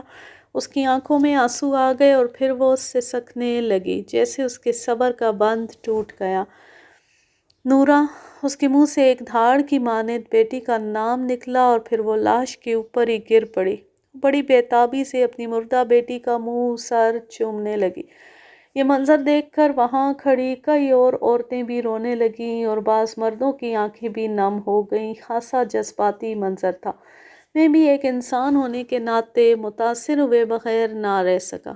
اس عورت کے رد عمل سے یہ بات ثابت ہو گئی تھی کہ یہ لاش نورہ کی ہی ہے۔ بڑی مشکل سے نورہ کی ماں کو لاش سے الگ کیا گیا۔ میں نے لاش ضروری کارروائی کے بعد پوسٹ مارٹم کے لیے بھجوا دی اور خود تھانے آ گیا۔ تھانے میں بیٹھ کر میں نے سارے واقعات پر غور کیا تو صورتحال واضح ہونے لگی۔ صاف نظر آ رہا تھا کہ اپنی بہن نورہ کو حمید نے اکیلے یا دونوں بھائیوں نے مل کر قتل کیا۔ اب دیکھنا یہ تھا کہ رشید بھی اس قتل میں شامل ہے یا نہیں۔ ایک اور بات جو مجھے کھٹک رہی تھی وہ یہ تھی کہ حمید نے یہ کیوں کہا تھا کہ ان کی بہن کپور تھلہ گئی ہوئی ہے؟ اگر یہ بات اس نے قتل پر پردہ ڈالنے کے لیے کی تھی تو یہ جھوٹ کب تک چلنا تھا؟ آخر ایک نہ ایک دن تو اس بھید سے پردہ اٹھنا ہی تھا۔ میں جو ان معاملات پر غور کرتا گیا، میری آنکھوں کے آگے سے پردے اٹھتے گئے۔ حمید کی گردن پر لگے خراشوں کے نشان یقیناً اس کی بہن نورہ کے ناخنوں کے تھے۔ اب مجھے حمید کی ابتدائی گھبراہٹ اور پریشانی کی وجہ معلوم ہو گئی تھی۔ اگرچہ بہت کچھ میری سمجھ میں آ گیا تھا، لیکن پھر بھی کچھ باتیں ایسی تھیں جو اب بھی ایک سوالیہ نشان کی طرح میرے سامنے تھی۔ نورہ کو کپور تھلہ بھیجنے کا ڈرامہ کرنے کی کیا ضرورت تھی؟ حمید کا بڑا بھائی رشید نورہ کی بیماری کا بہانہ کر کے کپور تھلہ کیا لینے گیا تھا؟ حمید نے یہ کیوں کہا تھا کہ نورہ شدید بیمار ہے؟ اس کے علاوہ جو بات سب سے اہم تھی وہ یہ کہ اس سارے چکر میں عباس کا قتل کسی خانے میں فٹ نہیں ہو رہا تھا، کیونکہ اب تک کی تفتیش سے یہ بات ثابت ہو چکی تھی کہ مقتولہ نورہ کا مقتول عباس سے کسی قسم کا کوئی چکر نہیں تھا۔ اگر نورہ آوارگی یا ناجائز تعلقات کے شبے میں قتل ہوئی تھی تو اس کے ساتھ اس کے آشنا حشمت کو قتل ہونا چاہیے تھا، لیکن قتل عباس ہوا تھا۔ یہ بات بھی غور طلب تھی کہ جس جگہ عباس قتل ہوا تھا، مقتولہ نورہ کی لاش اس جگہ سے خاصے فاصلے پر ملی تھی۔ مقتولہ کی لاش دیکھ کر میں نے اندازہ لگایا تھا کہ یہ دونوں قتل ایک ہی دن ہوئے ہوں گے۔ اس کی تصدیق تو پوسٹ مارٹم رپورٹ آنے کے بعد ہی ہو سکتی تھی۔ ایک اور بات بھی میرے ذہن میں آئی جس نے مجھے اور زیادہ الجھا دیا۔ میرے ذہن میں یہ خیال آیا کہ جہاں عباس قتل ہوا اس جگہ پائے جانے والے کھروں میں سے کوئی کھرا حمید کے کھروں سے نہیں ملتا تھا۔ اس کا سیدھا سا مطلب نکلتا تھا کہ دونوں وارداتیں الگ الگ مجرموں نے کی ہیں۔ اب دیکھنا یہ تھا کہ قتل کی ان دو وارداتوں کا آپس میں کوئی تعلق تھا یا نہیں۔ سوچ سوچ کر میرا دماغ گھن چکر بن گیا۔ پھر مجھے خیال آیا کہ میرے بہت سے سوالوں کے جواب حوالات میں بند حمید کے پاس ہے۔ مجھے حمید پر غصہ آنے لگا، وہ مجھے چکر دے رہا تھا۔ میں نے ایک کانسٹیبل کو بلا کر کہا کہ حوالات سے حمید کو لے آئے۔ کانسٹیبل گیا اور حمید کو لے آیا۔ میں نے اسے کرسی پر بیٹھنے کو کہا مگر وہ کھڑا ہی رہا۔ آپ نے مجھے کس جرم میں یہاں بند کر رکھا ہے؟ حمید نے ذرا تیز آواز میں مجھ سے کہا۔ میں کرسی سے اٹھ کھڑا ہوا اور اس کے سامنے جا کر کھڑا ہو گیا۔ اس کی آنکھوں میں آنکھیں ڈال کر کہا، تمہاری بہن نورہ کپورتھلہ گئی ہے؟ بولو۔ ہاں۔ تمہاری گردن پر ناخن تمہارے دوست نے مارے؟ ہاں۔ میں نے ایک زناٹے دار تھپڑ اس کے بائیں گال پر مارا، اس کے قدم اکھڑ گئے اور وہ لڑکھڑا کر ایک طرف گر گیا۔ میں نے بڑی تیزی سے اس کے بال اپنی مٹھی میں لے کر 2-3 زوردار جھٹکے دیے۔ اب جھوٹ بولو پھر دیکھو میں تمہارا کیا حشر کرتا ہوں۔ اب بتاؤ تمہاری بہن نورہ کہاں ہے؟ وہ کپورتھلہ۔ میں نے اس کی بات پوری نہ ہونے دی اور دونوں ہاتھوں سے اس کے بال پکڑ کر ایسا جھٹکا دیا کہ وہ زمین پر آ رہا۔ کانسٹیبل دروازے میں کھڑا تھا، میں نے اسے اشارہ کیا۔ وہ میرے اشارے کو سمجھ کر آگے بڑھا اور کرسی اٹھا کر اس کے پایوں کے نیچے اس کا ایک ایک ہاتھ رکھ کر کرسی پر بیٹھ گیا۔ کانسٹیبل خاصا بھاری بھرکم تھا۔ اس کے وزن سے کرسی کے پائے اس کے ہاتھ کی الٹی طرف گوشت کے اندر دھنسنے لگے اور ہڈیاں کڑکڑانے لگیں۔ وہ ذبح ہوتے بکرے کی طرح ڈکرانے اور تڑپنے لگا۔ وہ تکلیف کی شدت سے اپنا سر دائیں بائیں جھٹک رہا تھا اور اس کی ٹانگیں اس طرح سے لرز رہی تھیں جیسے جان ٹانگوں کے راستے نکل رہی ہو۔ سچ بولو گے تو یہ کانسٹیبل کرسی سے اٹھے گا، جھوٹ بولو گے تو ایک اور آدمی بلوا کر کرسی پر بٹھا دوں گا۔ تمہاری بہن کی لاش مل گئی ہے، بولو اسے تم نے قتل کیا ہے یا نہیں؟ ہاں۔ اس کے منہ سے ایک کربناک آواز نکلی۔ تمہارے ساتھ اور کون تھا؟ پانی پانی، اس نے بڑی مشکل سے کہا اور پھر نڈھال ہو کر سر ایک طرف پھینک دیا۔ میں نے کانسٹیبل کو ہٹنے کو کہا تو وہ کرسی سے اٹھ کر کھڑا ہو گیا۔ میں نے اسے کہا کہ اسے پانی پلاؤ۔ وہ پانی لینے چلا گیا تو میں نے حمید کو دیکھا، اس پر غشی طاری ہو گئی تھی۔ موسم ویسے بھی گرمیوں کا تھا اور پھر تشدد کی وجہ سے اس کے جسم کا ہر مسام پسینہ اگل رہا تھا، جس کی وجہ سے اس کا جسم پسینے میں شرابور ہو گیا تھا۔ اس کی آنکھوں سے آنسو بہہ نکلے تھے۔ میں پہلے بھی کئی بار بتا چکا ہوں کہ میں تفتیش کے دوران تشدد کا قائل نہیں تھا، لیکن کبھی کبھار مجبوراً 3rd ڈگری سے کام لینا پڑتا تھا۔ کانسٹیبل پانی لے آیا تو میں نے اسے کہا کہ وہ حمید کو اٹھا کر کرسی پر بٹھا دے۔ کانسٹیبل نے پانی کا گلاس میز پر رکھا اور حمید کو بغلوں میں ہاتھ دے کر اسے اٹھا کر کرسی پر بٹھا دیا۔ پھر اسے حمید کے منہ سے پانی کا گلاس لگا دیا۔ اس نے اتنی بے صبری سے پانی پیا کہ کچھ اس کے کپڑوں پر بھی گر گیا۔ پانی پی کر اس کے حواس کچھ بحال ہوئے۔ اس نے درد کی شدت کم کرنے کے لیے دونوں مضروب ہاتھوں کو اپنی بغلوں میں دبا لیا اور خوفزدہ نظروں سے میری طرف دیکھنے لگا۔ پھر اس نے مری مری آواز میں اور پانی مانگا۔ پانی بھی پلاؤں گا اور روٹی بھی کھلاؤں گا، پہلے اقبالی بیان دو، ہر بات سچ سچ بیان کرو۔ وہ کوئی پختہ کار مجرم نہیں تھا جو تشدد برداشت کر لیتا اور اپنے جھوٹے بیان پر اڑا رہتا۔ وہ ایک شریف سا نوجوان تھا جو غیرت کے جوش میں آ کر قتل جیسا بھیانک جرم کر بیٹھا تھا۔ انسانی خون تو بڑے بڑے بے رحم قاتلوں کو بھی ہضم نہیں ہوتا۔ حمید فوراً اقبالی بیان دینے کے لیے تیار ہو گیا۔ ابھی میں نے اس سے بیان لینا شروع نہیں کیا تھا کہ میرا ہندو ایس آئی میرے پاس آیا اور سیلیوٹ کر کے مجھے نورہ کی پوسٹ مارٹم رپورٹ پیش کی۔ اس کے ساتھ ہی اس نے بتایا کہ لاش بھی آ گئی ہے۔ میں نے رپورٹ دیکھی، اس میں قتل کی وہی تاریخ لکھی ہوئی تھی جس روز عباس قتل ہوا تھا۔ اس کی موت کی وجہ گلا دبانا لکھا گیا تھا، جس کی وجہ سے مقتولہ دم گھٹنے سے مر گئی تھی۔ یہ بھی لکھا تھا کہ مقتولہ کنواری ہے۔ اس سے یہ ظاہر ہوتا تھا کہ مقتولہ صاف کردار کی لڑکی تھی اور اس کی حشمت یا کسی اور کے ساتھ جسمانی تعلقات نہیں تھے۔ عباس کی پوسٹ مارٹم رپورٹ کی طرح اس رپورٹ کے آخر میں بھی ڈاکٹر نے لکھا تھا کہ مقتولہ کے ناخنوں میں انسانی گوشت کے ریزے پھنسے ہوئے ملے ہیں۔ اس کے علاوہ ایک مٹھی کے اندر سے 3-4 انسانی بال بھی ملے ہیں۔ رپورٹ کے ساتھ منسلک ایک چھوٹے سے لفافے میں یہ بال بھی موجود تھے۔ یہ بال یقیناً حمید کے ہوں گے۔ میں نے ایک ہیڈ کانسٹیبل کو بلا کر کہا کہ وہ حمید کو ہتھکڑی لگا دے۔ جب حمید کو ہتھکڑی لگ گئی تو میں نے اسے باہر لانے کا اشارہ کیا۔ تھانے کے برآمدے میں ایک چارپائی پر نورہ کی لاش پڑی تھی۔ میں حمید کو اس کی بہن کی لاش دکھانے کے لیے لے جا رہا تھا۔ ابھی ہم لاش سے کچھ دور ہی تھے۔ اپنے اس دوست کو دیکھو گے جس کے ناخن تمہاری گردن پر لگے تھے؟ میں نے چارپائی پر چادر میں لپٹی اس کی بہن کی لاش کی طرف اشارہ کرتے ہوئے کہا، وہ ہے تمہارا دوست۔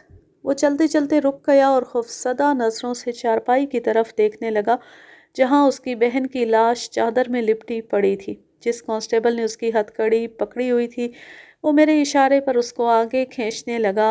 حمید چل نہیں رہا تھا بلکہ گھسٹ رہا تھا۔ چارپائی کے پاس لے جا کر اسے کھڑا کر دیا گیا۔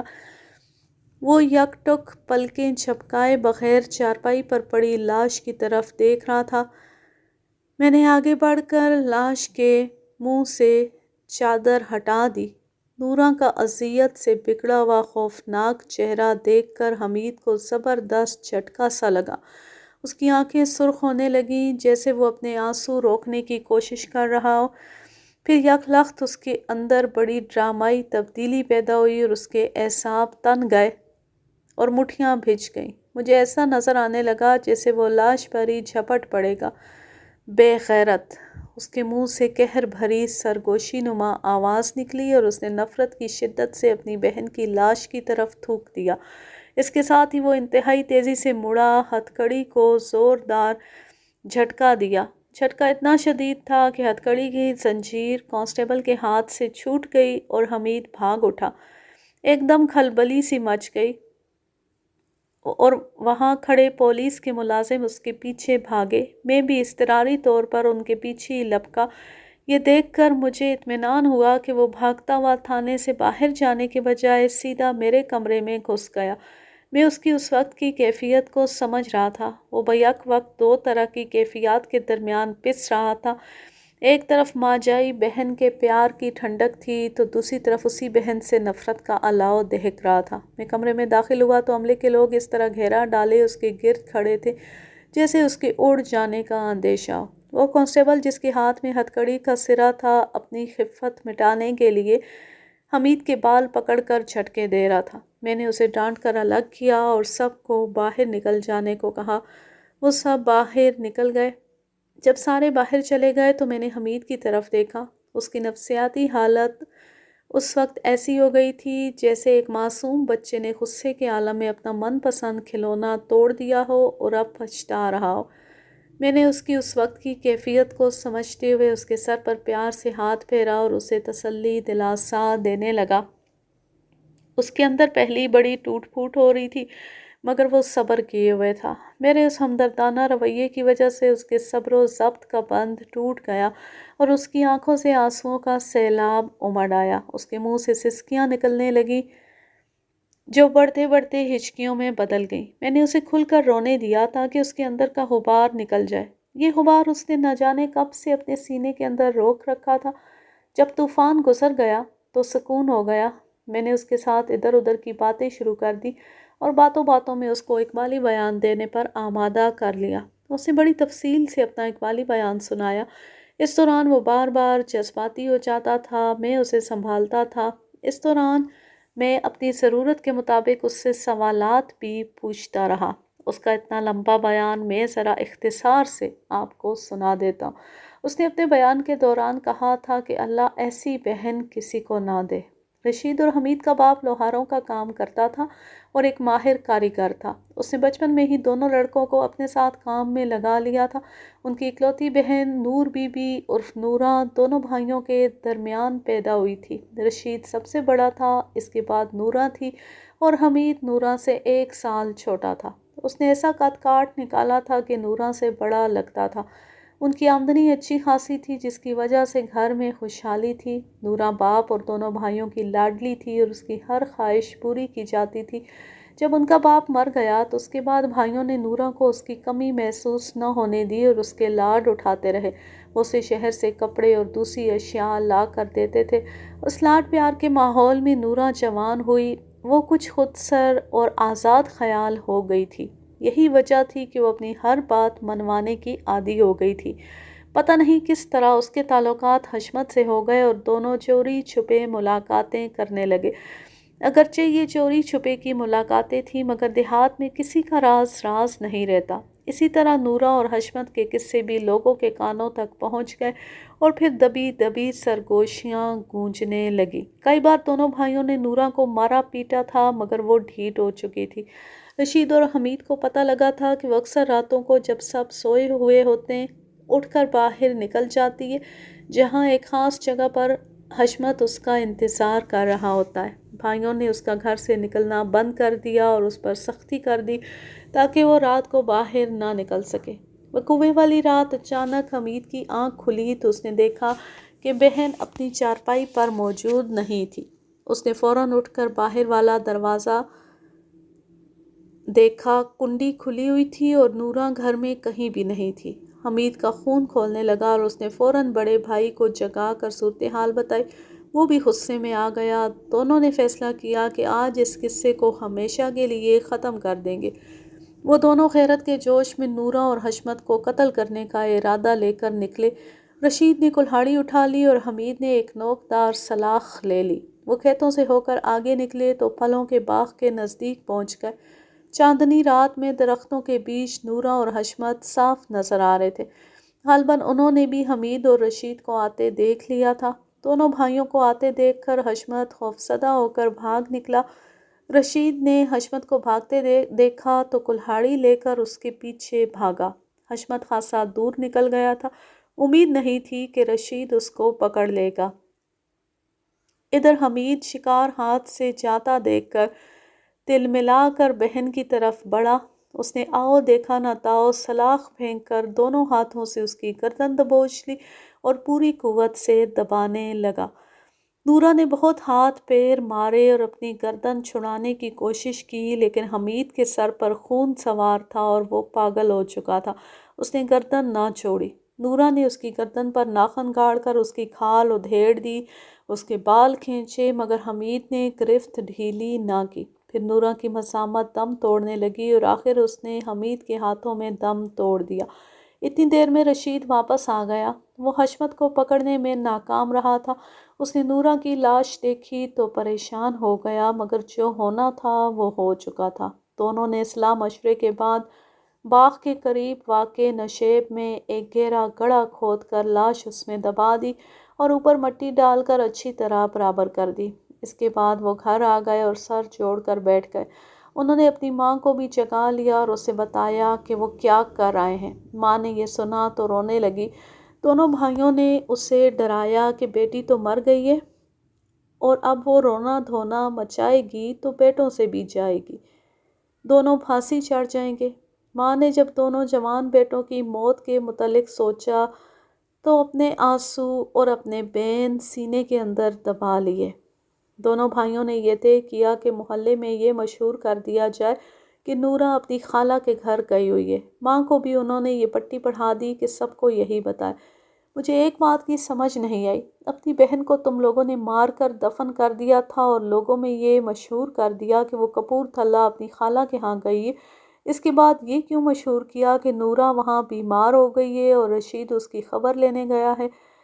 اس کے جواب میں اس نے مجھے جو کچھ بتایا اس سے مجھے احساس ہوا کہ وہ جرم تو کر بیٹھے تھے، آپ مختلف طریقوں سے اس پر پردے ڈالنے کی کوشش کر رہے تھے۔ ان دونوں نے یہ سوچا تھا کہ پہلے وہ نورہ کی شدید بیماری کی افواہ اڑائیں گے اور پھر رشید اس کی خبرگیری کے بہانے کپور تھلہ جائے گا اور 2-3 دن وہاں رہ کر اطلاع بھجوائے گا کہ نورہ بیماری کی وجہ سے مر گئی ہے اور اسے کپور تھلہ میں ہی دفن کر دیا گیا ہے۔ حمید نے یہ بھی بتایا کہ جب ہندو ایسائی انہیں تھانے لے جا رہا تھا تو اس وقت رشید بھی حمید کے ساتھ ہی تھا۔ انہوں نے ایس آئی شنکر کو رشوت دے کر اس بات پر راضی کر لیا کہ وہ تھانے جا کر یہ کہہ دے کہ رشید کپورتھلہ گیا ہوا ہے۔ میں نے اس کا بیان لکھ کر اس کے دستخط کروا لیے۔ اس کے بعد میں نے مزید ثبوت کے لیے نورہ کی مٹھی سے ملنے والے بالوں اور ناخنوں سے ملنے والے گوشت کے ریزوں کا تجزیہ کرانا تھا کہ یہ بال اور ناخنوں میں پھنسا ہوا گوشت حمید کے ہی ہیں۔ ان کاموں سے فارغ ہونے کے بعد میں نے ایک پولیس پارٹی تشکیل دی اور اسے اے ایس آئی کی قیادت میں کپورتھلہ رشید کو گرفتار کرنے کے لیے بھیج دیا۔ میں نے حمید سے وہاں کا ایڈریس لے لیا تھا۔ اگلے روز رشید کو بھی گرفتار کر کے تھانے میں لایا گیا۔ میں نے اس کا بیان بھی لے لیا۔ پہلے تو وہ ٹال مٹول کرتا رہا، مگر جب میں نے اسے حمید کا بیان دکھایا اور یہ بتایا کہ نورہ کے قتل کا پول کھل چکا ہے تو وہ بیان دینے پر آمادہ ہو گیا۔ اس نے بھی حمید کے بیان کی تصدیق کر دی۔ میں نے اپنے اے ایس آئی کو ٹریننگ دینے کے لیے یہ مقدمہ اس سے تیار کروایا اور ساری کارروائیاں اس کے سپرد کر دی۔ ہم نے یہ مقدمہ تیار کر کے عدالت میں سماعت کے لیے پیش کر دیا۔ میں نے مقتول عباس کے قتل کی تفتیش شروع کی تھی اور بیچ میں نورہ کے قتل کا کیس کود پڑا تھا۔ میں لا علمی اور نادانستگی میں اس قتل کا سراغ لگا بیٹھا تھا۔ اب ایک بار پھر میں وہیں کھڑا تھا جہاں سے چلا تھا۔ عباس کے قتل کی تفتیش میرے لیے ایک چیلنج بن گیا تھا۔ میں اپنے آپ کو ایک دشوار اور پیچیدہ تفتیش کے لیے ذہنی طور پر تیار کرنے لگا۔ میں نے یہ چیلنج قبول کر لیا تھا۔ میرے پاس ایسا کوئی سراغ نہ تھا جس کی مدد سے میں تفتیش کو آگے بڑھاتا۔ میں عباس کے قاتلوں کو پکڑنے کے لیے سراغ لگاتا ہوا جن راستوں پر اپنی تفتیش کو آگے بڑھاتا رہا تھا وہ تمام راستے نورہ کی قبر تک جا کے ختم ہو گئے تھے۔ نادانستگی میں ایک اور ہی قتل کا سراغ لگا بیٹھا تھا۔ نورہ کے قتل کا مقدمہ ابھی عدالت میں زیر سماعت تھا۔ 2-3 پیشیاں ہو چکی تھیں۔ نورہ کے بھائیوں رشید اور حمید نے ایک بڑا ہی قابل ہندو وکیل کھڑا کیا تھا۔ اس کا پورا نام مجھے بھول گیا ہے، صرف ورما یاد رہ گیا ہے۔ ورما بڑا محنتی اور کام کے سلسلے میں ایماندار وکیل تھا۔ وہ پوری تیاری کر کے عدالت میں آتا تھا اور اس کی جرح بڑی سخت ہوتی تھی۔ اس کے بارے میں مشہور تھا کہ وہ اپنے موکلوں کو بچانے یا کم سے کم سزا دلانے کے لیے کوئی نہ کوئی نکتہ نکال ہی لیتا تھا۔ میں نے یہ کیس اپنے نالائق ہندو ایس آئی شنکر کے سپرد کیا ہوا تھا۔ اس سے پہلے میں نے رشید اور حمید سے رشوت لینے کے چکر میں بڑی سختی سے اس سے سرزنش کی تھی اور کہا تھا کہ اگر آئندہ اس کی رشوت خوری یا کسی قسم کی بددیانتی کی رپورٹ ملی تو اس کے خلاف اوپر تک رپورٹ بھجواؤں گا۔ شنکر نے معافی مانگی تھی اور وعدہ کیا تھا کہ وہ آئندہ شکایت کا موقع نہیں دے گا۔ میرے کہنے کے مطابق شنکر پوری تیاری کر کے عدالت جاتا تھا۔ ویسے بھی میں نے بڑا مضبوط کیس تیار کیا تھا اور کوئی خانہ خالی نہیں چھوڑا تھا۔ میں ان دنوں صرف عباس کے قتل کا سراغ لگانے کے لیے اپنا دماغ کھپا رہا تھا۔ میں تھانے میں بیٹھا عباس کے قتل کی فائل دیکھ رہا تھا کہ ایک ہیڈ کانسٹیبل نے آ کر بتایا کہ ایک نوجوان مجھ سے ملنا چاہتا ہے اور وہ اپنا نام حشمت بتاتا ہے۔ مجھے یاد آ گیا کہ حشمت وہی نوجوان ہے جس کا مقتولہ نورہ کے ساتھ معاشقہ چل رہا تھا اور وہ قتل والی رات رشید اور حمید کو دیکھ کر بھاگ گیا تھا۔ بعد میں پتہ لگا تھا کہ وہ اپنے دفتر کے سرکاری کام سے کسی دوسرے شہر گیا ہوا ہے۔ میں نے اس کو بلوا لیا۔ تھوڑی دیر بعد ہی ایک لمبا تڑنگا صحت مند نوجوان اندر آیا اور اس نے جھک کر مجھے سلام کیا۔ میں نے دیکھا کہ وہ ایک خوب روح اور مردانہ وجاہت سے بھرپور نوجوان تھا۔ وہ واقعی اس قابل تھا کہ اسے چاہا جائے۔ پھر مجھے نورہ یاد آ گئی جو محاورتاً ہی نہیں حقیقتاً حشمت پر مر مٹی تھی۔ زندگی بھر ساتھ نبھانے کے وعدے کرنے والا یہ عاشق نامراد اسے کڑے وقت میں چھوڑ کر بھاگ گیا تھا۔ اس کا صحت مند جسم اور قد و قامت دیکھ کر میں نے اندازہ لگایا کہ اگر یہ بھاگنے کی بجائے نورہ کے بھائیوں کے مقابلے میں کھڑا ہو جاتا تو اکیلا ہی دونوں پر بھاری پڑ سکتا تھا۔ مجھے اچانک اس پر غصہ آ گیا۔ میں نے اس سے پوچھا کہ وہ کہاں مر گیا تھا۔ وہ ہونکوں کی طرح میرا منہ دیکھنے لگا اور بولا، کچھ بھی نہیں۔ تم نورہ کو چھوڑ کر بھاگ کیوں گئے تھے؟ اپنی جان بچانے کے لیے، اس نے شرمندگی سے نظریں جھکا کر کہا۔ صرف تمہاری بزدلی کی وجہ سے وہ ماری گئی۔ اگر تم مردوں کی طرح مقابلہ کرتے تو اپنی جان کے ساتھ ساتھ نورہ کی جان بھی بچا سکتے تھے۔ وہ میری طرف ایسی نظروں سے دیکھنے لگا جیسے ابھی رو پڑے گا۔ اس کی آنکھیں سرخ ہونے لگیں اور پھر آنکھوں کے کنارے بھیگنے لگے اور پھر اس کے ضبط کا بند ٹوٹ گیا اور وہ سسکیاں لے لے کر رونے لگا۔ اتنا خوبصورت مرد کمزور عورتوں کی طرح آنسو بہاتا ہوا مجھے اچھا نہ لگا۔ میں یوں اسے حیرت سے دیکھنے لگا جیسے وہ دنیا کا 8واں عجوبہ ہو۔ مجھے وہ نارمل نہیں لگ رہا تھا۔ میں بہت بزدل انسان ہوں۔ اتنا صحت مند ہونے کے باوجود لڑائی جھگڑے کا نام سن کر یا کسی کو لڑتے دیکھ کر ہی میری ٹانگیں کانپنے لگتی ہیں۔ اپنی اس بزدلی کی وجہ سے میں نورا کو موت کے منہ میں چھوڑ کر بھاگ گیا تھا۔ میں نورا کے قابل نہیں تھا، بلکہ میں اس دنیا میں رہنے کے قابل ہی نہیں ہوں۔ اس زندگی سے موت اچھی ہے۔ میں سمجھ گیا کہ اس کے ساتھ کوئی نفسیاتی مسئلہ ہے۔ یہی سوچ کر محض اپنی دلچسپی کی خاطر میں نے اسے کوریدنا شروع کیا تو اس نے اپنا آپ پوری طرح کھول کر میرے سامنے رکھ دیا۔ میں مختصراً آپ کو سنا دیتا ہوں۔ حشمت ابھی 3-4 سال کا تھا کہ اس کی ماں مر گئی۔ باپ نے دوسری شادی کر لی۔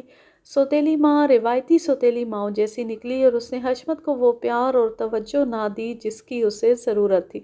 دوسری طرف اس کا باپ نئی نویلی بیوی کے ساتھ مست اور مگن ہو گیا۔ جب سوتیلی ماں کے اپنے بچے ہو گئے تو اس نے بات بے بات حشمت کو مارنا، پیٹنا اور ڈانٹنا پھٹکارنا شروع کر دیا۔ باپ کا رویہ بھی بیگانوں جیسا تھا۔ ان حالات میں حشمت پلا بڑا تھا۔ وہ نفسیاتی مریض بن گیا تھا۔ اس کے اندر خود اعتمادی نام کی کوئی چیز نہیں تھی۔ وہ ہر وقت ڈرا سہما رہنے لگا تھا۔ ان حالات میں وہ جوان ہوا تھا۔ وہ جسمانی طور پر بڑا صحت مند اور خوبصورت جوان نکلا تھا، لیکن نفسیاتی طور پر بڑی کمزور شخصیت رکھتا تھا۔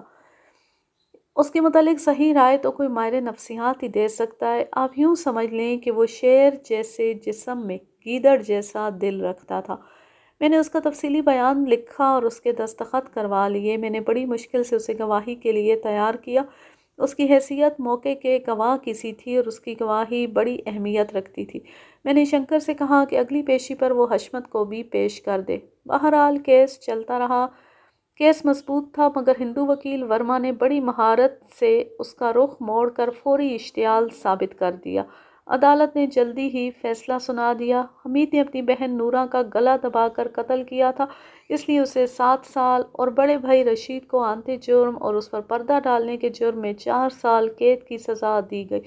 ورما کے کہنے پر انہوں نے اس سزا کے خلاف اپیل کر دی۔ ان کی اپیل منظور ہوئی اور سزا کم ہو کر بالترتیب 5 سال اور 2 سال رہ گئی۔ جس دن عدالت سے اس کیس کا فیصلہ ہوا، اس سے اگلے دن حشمت میرے پاس تھانے آ گیا۔ وہ بڑا گھبرایا ہوا تھا۔ میں نے اس سے پوچھا کہ خیریت تو ہے، وہ اتنا گھبرایا ہوا کیوں ہے؟ آپ تو کہتے تھے کہ ان کو پھانسی ہوگی، مگر وہ دونوں زندہ بچ گئے۔ وہ جب رہا ہو کر آئیں گے تو مجھے زندہ نہیں چھوڑیں گے۔ مجھے یاد آ گیا کہ میں نے اسے یہ کہہ کر گواہی دینے کے لیے تیار کیا تھا کہ اس کی گواہی سے رشید اور حمید کو پھانسی کی سزا ہو جائے گی اور اس طرح وہ ان سے نورا کے قتل کا انتقام لے سکتا ہے۔ میں نے اس کو اپنے پاس بٹھا کر تسلی دی کہ وہ بالکل نہ گھبرائے۔ وہ رہا ہو کر آئیں گے تو میں ان کو سختی سے وارننگ دوں گا اور نیک چلنے کی ضمانت دوں گا۔ میں اسے خاصی دیر تک سمجھاتا رہا، مگر مجھے لگتا تھا کہ میری کوئی بات اس کے پلے نہیں پڑی۔ پھر وہ منہ ہی منہ میں کچھ بڑبڑانے لگا۔ میں نے غور سے سنا۔ میں تمہارا مجرم ہوں نورا، میں تمہارا انتقام بھی نہیں لے سکا۔ وہ دونوں بچ گئے ہیں، میں کیا کروں؟ پھر وہ کچھ سوچنے لگا اور یوں سر ہلانے لگا جیسے کسی مسئلے پر غور کر رہا۔ پھر اس نے فیصلہ کن انداز میں سر ہلایا اور بڑبڑایا، یہ ٹھیک ہے، ہاں ہاں، سارے مسئلے کا حل یہی ہے۔ پھر وہ بڑی تیزی سے اٹھا اور بغیر کچھ کہے تھانے سے نکل گیا۔ میں نے اسے روکنے کی کوشش بھی کی تھی، لیکن وہ نہیں رکا۔ مجھے ڈر تھا کہ اس کا دماغ نہ چل جائے۔ وہ پیار کا بھوکا تھا اور زندگی میں پہلی بار اسے کسی نے پیار دیا تھا، وہ بھی قتل ہو گئی۔ اس کا حشمت کے دماغ پر بہت برا اثر پڑا تھا۔ وہ تھانے کے صحن میں جاتا ہوا نظر آ رہا تھا۔ مجھے کیا پتا تھا کہ میں اسے آخری بار دیکھ رہا ہوں۔ اگلے دن تھانے میں یہ المناک اطلاع آئی کہ رات حشمت نے چھت کے شیطیر میں پھندا باندھ کر خودکشی کر لی ہے۔ میں خود موقع پر گیا۔ یہ کڑیوں والی چھت تھی جس کے درمیان میں ایک بڑا شیطیر لگا ہوا تھا۔ اس کے ساتھ چارپائی کی ادوائن کا پھندا پڑا ہوا تھا اور پھندے سے حشمت کی لاش لٹک رہی تھی۔ اس کی گردن کھنچ کر لمبی ہو گئی تھی اور آنکھیں حلقوں سے باہر نکلی ہوئی تھیں۔ مجھے اس نوجوان کی حرام موت کا بڑا افسوس ہوا۔ اصل میں اس کی موت کے ذمہ دار اس کا باپ اور سوتیلی ماں تھے، لیکن میں کچھ نہیں کر سکتا تھا۔ میں نے ضروری کارروائی کر کے لاش کو پوسٹ مارٹم کے لیے بھجوا دیا۔ جب میرا عملہ حشمت کی لاش لے کر جا رہا تھا تو میرے دماغ میں اس کے کہے ہوئے الفاظ گونج رہے تھے کہ اس زندگی سے تو موت اچھی ہے۔ حشمت کی المناک موت کے ساتھ عشق و محبت کا یہ خونی ڈرامہ ختم ہو گیا۔ دوسری طرف عباس کے قتل کو 20-22 دن گزر گئے تھے۔ عباس کا قتل میرے لیے معمہ بن گیا تھا جو کسی طرح حل ہونے میں نہیں آ رہا تھا۔ ڈی ایس پی ایک ہندو تھا جس کا نام جگدیش تھا۔ میں نے سنا کہ وہ بڑا متعصب ہے اور مسلمانوں سے دشمنی رکھتا ہے۔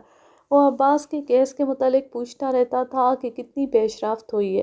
اب اتنے دن گزر جانے کے بعد اس نے میری جان کو آ جانا تھا۔ ہر طرف سے مایوس ہو کر میں نے اللہ تعالیٰ سے دعا مانگی کہ وہ میری مدد کرے اور اپنے نام لیوا کو ایک بت پرست کے سامنے ذلیل و خوار ہونے سے بچا لے۔ یہ دعا مانگ کر میں مطمئن سا ہو گیا کہ اللہ ضرور میری مدد کرے گا۔ وہ دن بھی یوں ہی گزر گیا اور کوئی پیش رفت نہ ہوئی۔ اگلے دن میں تھانے میں بیٹھا ہوا تھا جب قصبے کا نمبردار آ گیا۔ اس کے ساتھ ایک جوان عمر آدمی تھا۔ نمبردار نے جب اس آدمی کا تعارف کرایا تو میں اپنی کرسی پر سیدھا ہو کر بیٹھ گیا۔ اس کا نام شکور ہے اور یہ مقتول عباس کا دوست ہے، یہی اس سے ملنے آیا کرتا تھا۔ میں نے اس کو بٹھا لیا۔ وہ کچھ پریشان سا نظر آ رہا تھا۔ میں نے نمبردار کو باہر بیٹھنے کو کہا تو وہ سلام کر کے باہر چلا گیا۔ میں نے شکور کے ساتھ 2-4 باتیں ویسی کیں تاکہ اس کی جھجک ختم ہو جائے۔ پھر میں نے اس سے پوچھا کہ کیا اسے معلوم ہے کہ اس کا دوست عباس قتل ہو گیا؟